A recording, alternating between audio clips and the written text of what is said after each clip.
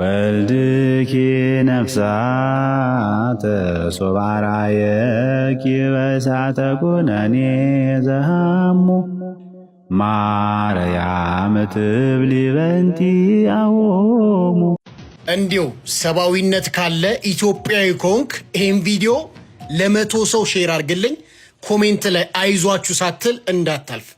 ሊቢያ ላይ በርካታ ኢትዮጵያውያን ችግር ውስጥ ናቸው። ከመሞታቸው በፊት ከማለቃቸው በፊት ድምጽ ናቸው። ኮሜንት ላይ አይዟችሁ በሉ። ለዓለም ሼር አድርጉልኝ። ለዓለም እወዳችኋለሁ።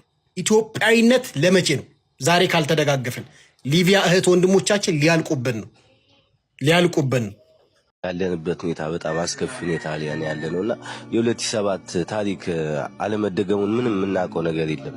2007 ላይ ሁሉ ህዝብ አልቅሷልና ድጋሚም እኛም የሆነ ነገር ሆነን ያ ነገር እንዳይከሰት ለመላው ፍትህ በሊቢያ በረሃ ለሚሰቃዩ ኢትዮጵያውያን ወገኖቻችን በሙሉ ይሁን። እናንተ በመላው ዓለም ላይ የምትገኙ ኢትዮጵያውያን ሆይ እነዚህ ወገኖቻችን በሊቢያ እየተሰቃዩ ይገኛሉ። ይሄንን ድምጽ ለብዙዎች እንዲደርስ ሼር፣ ኮፒ ሊንክ፣ ሪፖስት አድርጉ። ይህ የምትሰሙት ድምጽ የወገኖቻችን የኢትዮጵያውያን በሊቢያ በብዙ ስቃይና መከራ ውስጥ ይገኛሉ። ስለሆነም በአውሮፓ፣ በአሜሪካ፣ በተለያየ ዓለም የምትኖሩ ሰዎች እናንተ ይሄንን ማድረግ የምትችሉበት አቅም አላችሁና እባካችሁ በብዙ ስቃይና መከራ ውስጥ ያሉትን እነዚህ የሊቢያ ወገኖቻችን፣ ወንድሞቻችን፣ እህቶቻችንን ድምጽ እንድትሆናቸው በታላቅ አክብሮት ጠይቃችኋለሁ። እናንተ በሊቢያ በረሃ በስቃይ ያላችሁ ወገኖቻችን ፈጣሪ ከእናንተ ጋር ይሁን።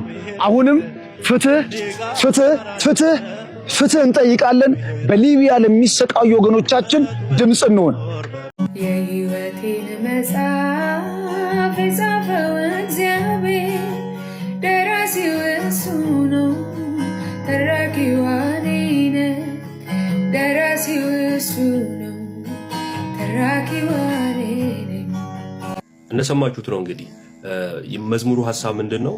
ደራሲ ያለ ከዛን ተራኪ ያለ። ተራኪው እኔ ነኝ ይላል ዘማሪው። እግዚአብሔርን ምን ያደርገዋል? ደራሲ ያደርገዋል። ይሄ የካልቪኒስቶችን ትምህርት በስፋት የሚናገር መዝሙር ነው። ምን አይነት ሐሳብ ነው ያለው? ተራኪው ከራሱ አንዳች ማድረግ አይችልም። ማድረግ የሚችለው ምንድነው? የደራሲውን ድርሰት ማንበብ መተረክ ብቻ ነው።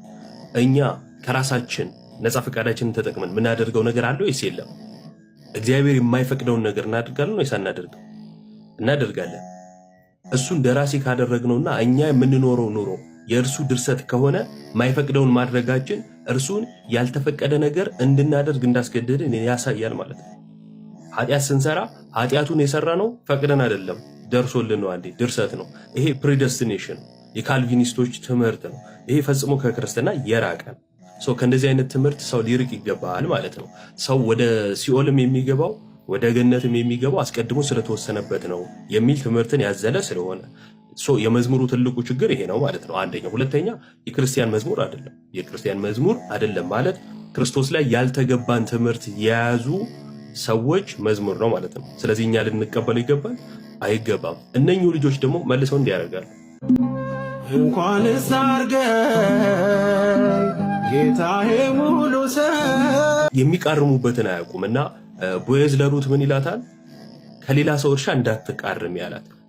እኛም ዛሬ የምንለው ኦርቶዶክሳውያን ክርስቲያኖች የምንላችሁ ይሄንን ነው። ወንድሞች እህቶች፣ ይሄንን ድምጽ የምትሰሙ ሁሉ ከሌላ እርሻ አትቃርሙ። ከሌላ እርሻ መቃረም ምን አይነት ችግር ያመጣል ከተባለ ሄደን የምንቃርምበትን የእርሻን ባለቤት ሐሳብ የመግዛት ያንን መቀበል ግዴታ ይሆንብናል፣ በአንድም በሌላም መንገድ ማለት ነው። ከመናፍቃን ጓዳ ከሆነ ግን ምንፍቅናን ግተን እንመለሳለን። ስለዚህ የምታደርጉትን እወቁ። ጓደኝነት ሌላ ነው፣ ደስ ማለት ሌላ ነው። ሃይማኖት ግን ወይንም እምነት ግን ጥንቃቄ የሚሻ ጉዳይ ነው።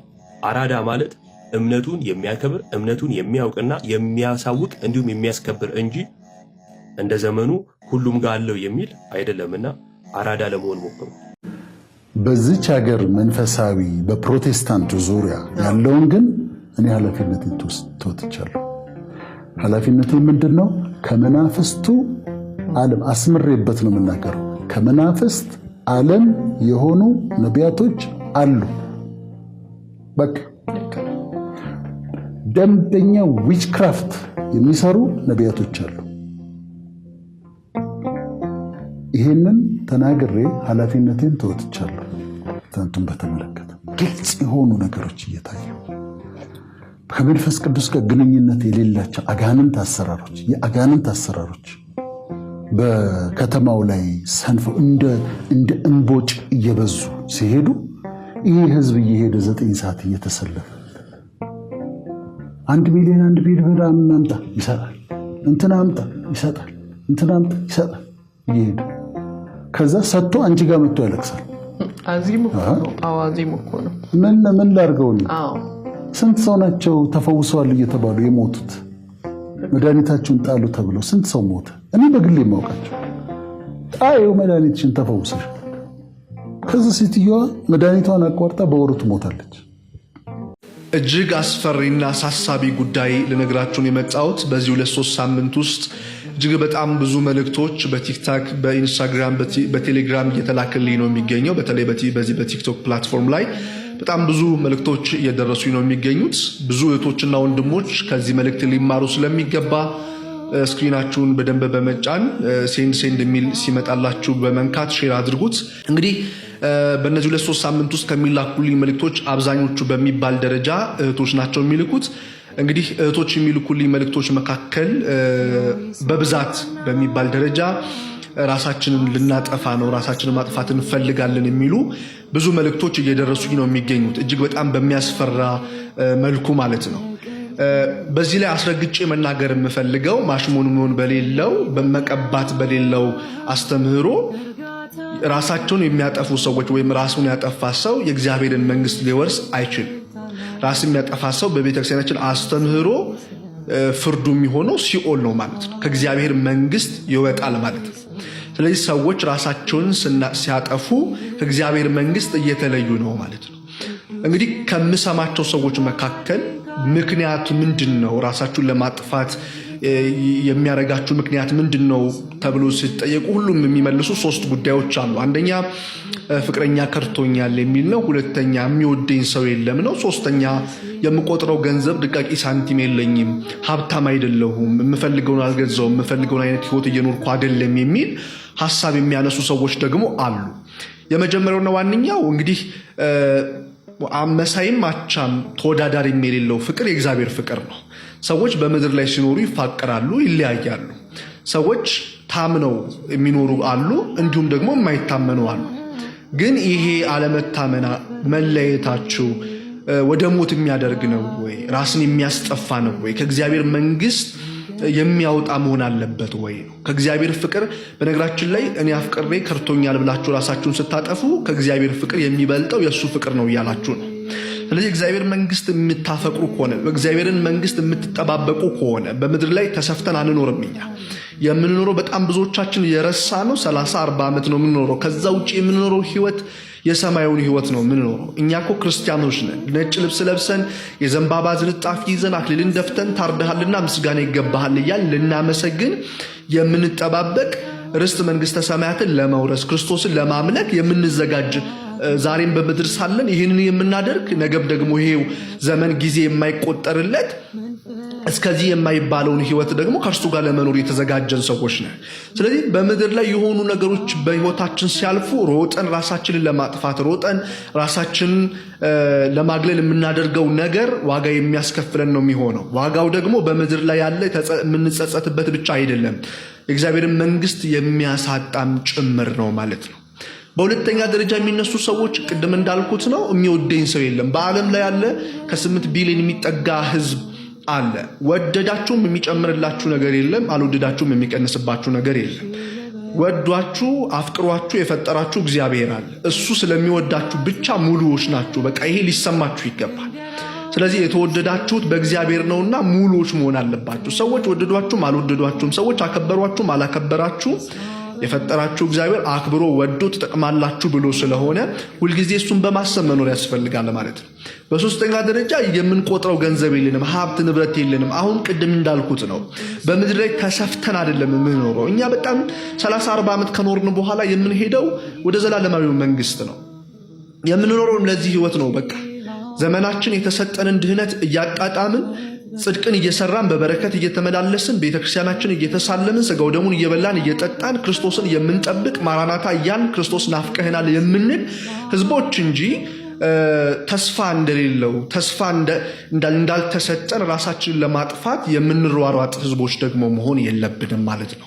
ስለዚህ ንብረት፣ ገንዘብ፣ ሀብት፣ ወርቅ ሁሉ ጠፊዎች ናቸው። ማንም ሰው በሀብትና በንብረት ተጎናጽፎ ይዞት ተሸክሞት የሄደ የለም። ሁሉም የሚገባው 3 ክንድ ወደሚርቀው ጉድጓድ ነው። ይሄ 3 ክንድ ወደሚርቀው ጉድጓድ ሁላችንም ስለምንገባ ተጠንቅቀን ስለ ክርስቶስ መንግስት እያሰብን ምንም ነገር በምድር ላይ ያልፋል። የሚሆነውም ቢሆን 30 40 50 ዓመት ነው። ከዛ በኋላ የምትፈልጉት ነገር ሁሉ ትታችሁ ትሄዳላችሁ። የሚጠብቃችሁ የእግዚአብሔር መንግስት ነው፣ ክብር ነው፣ በሰማይ ያለ ትልቅ ደስታ ነው። ወደር አቻ መሳይ የሌለው ክብር አለ በዛ በሰማይ።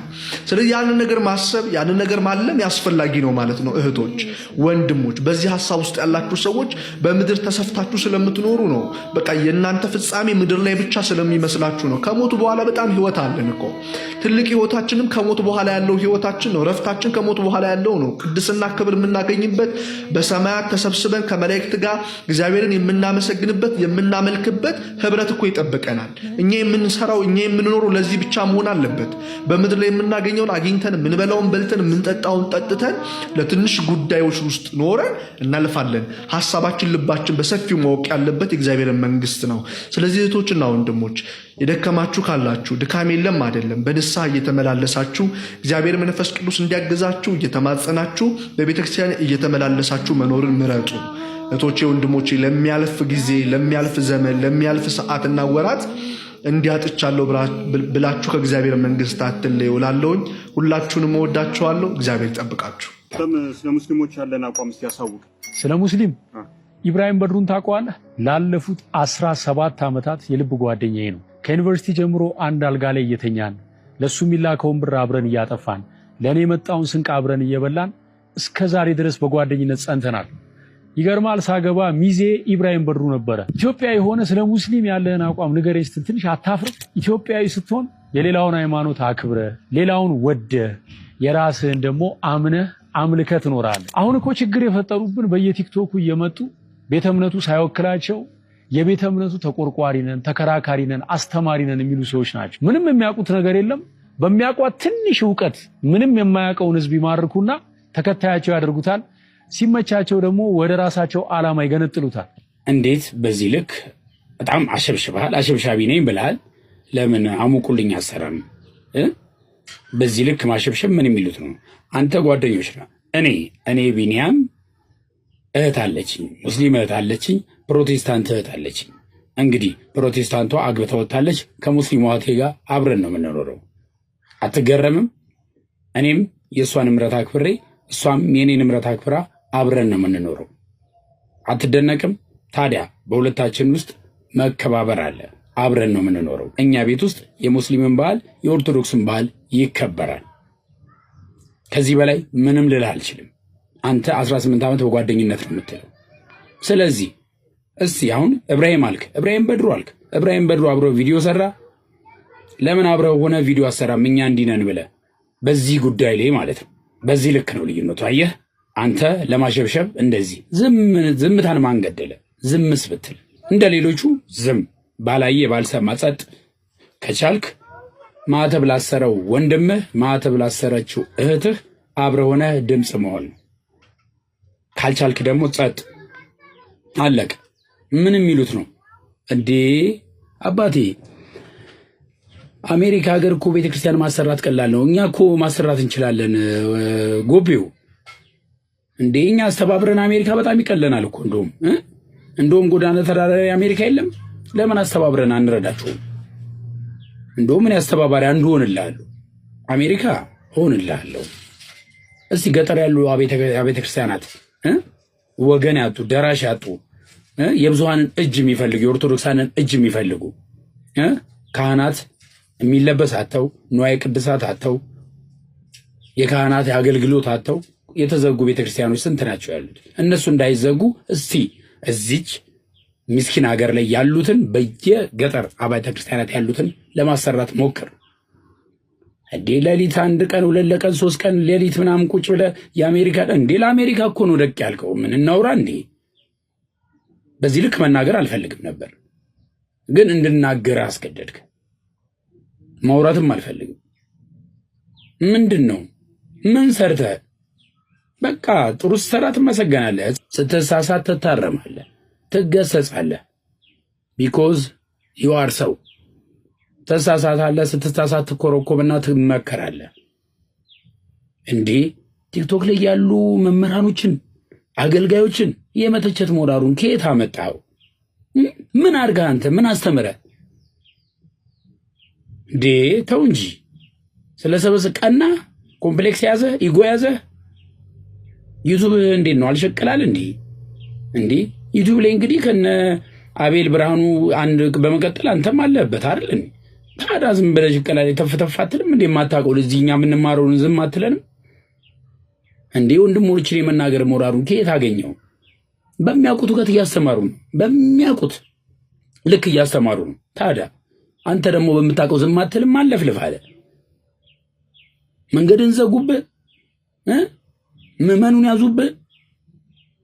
ዩቲዩብ ላይ የሚሾፋጥ እንዴ? እዚህ ስለተማርን ተው።